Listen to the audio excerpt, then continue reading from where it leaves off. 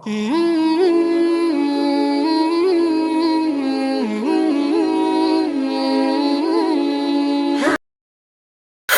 বুজুর্গ দোস্ত, আল্লাহ সুবহানাহু ওয়া তাআলা হাসরের ময়দানে বিচার করার সময় এক ব্যক্তির বিচার নেবেন, আর তার গুনাহ হবে অনেক বেশি, আর তার গুনার 70টা দপ্তর হবে, আর তার গুনাহগুলোকে মিজানের পাল্লায় চাপানো হবে, আর তার গুনার ওজন বেশি হয়ে যাবে।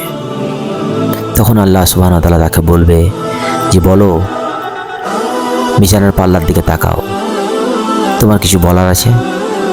তো সেই ব্যক্তি তার গুনাহ দেখে লজ্জিত হবে, ভীত হবে, সে তার মুখটাকে লজ্জায় নামিয়ে নেবে, সে অনুশোচনায় অনুসূচিত হবে।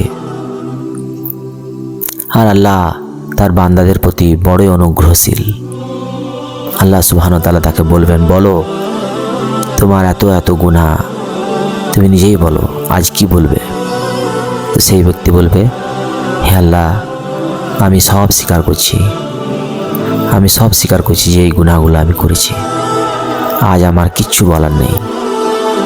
আজ আপনি যা ফয়সালা করবেন আমি সেইটাই মাথা পেতে মেনে নেব। তো আল্লাহ সুবহানাহু ওয়া তাআলা তাকে বলবেন যে, তোমার একটা ছোট্ট নেকি আমার কাছে আছে, তোমার একটা নেকি আমার কাছে আছে। তখন তার দিকে একটা চিরকুট দেখানো হবে, আর ওই চিরকুটের মধ্যে লেখা থাকবে, কলেমা লা ইলাহা ইল্লাল্লাহ মুহাম্মাদুর রাসূলুল্লাহ। আর ওই ব্যক্তিকে বলা হবে, যাও মিজানের পাল্লাতে এই চিরকুটটা চাপিয়ে এসো, তোমার এই একটা নেকি চাপাও নেকির পাল্লায়, দেখো কি হচ্ছে। তো সেই ব্যক্তি বলবে যে, আল্লাহ, এই গুনার পাহাড়, এই গুনার 70টা দপ্তর, তার মোকাবেলায় এই ছোট্ট একটা আমল, এটা আর কি কাজে আসতে পারে? তো আল্লাহ সুবহানাহু ওয়া তাআলা তাকে বলবে, যাও তুমি চাপিয়ে এসো মিজানের পাল্লায়, দেখো।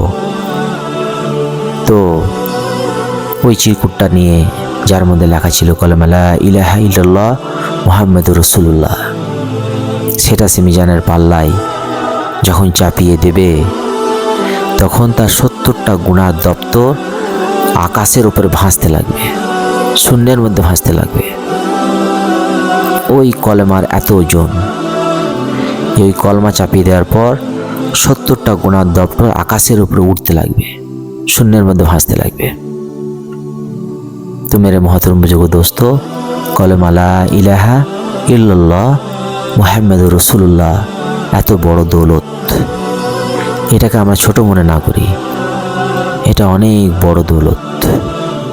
এই জন্য এটাকে আমরা ইজ্জতের সঙ্গে জিকির করি, এটা আমরা কদর করি, আমরা এটা মনে করি যে এটা অনেক বড় সম্পদ, আমরা এটা মনে করি যে কলমা অনেক বড় দৌলত।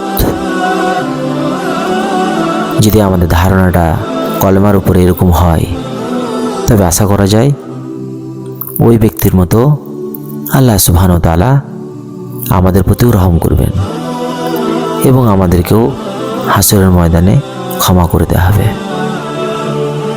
আসসালামু আলাইকুম ওয়া রাহমাতুল্লাহি ওয়া বারাকাতুহু।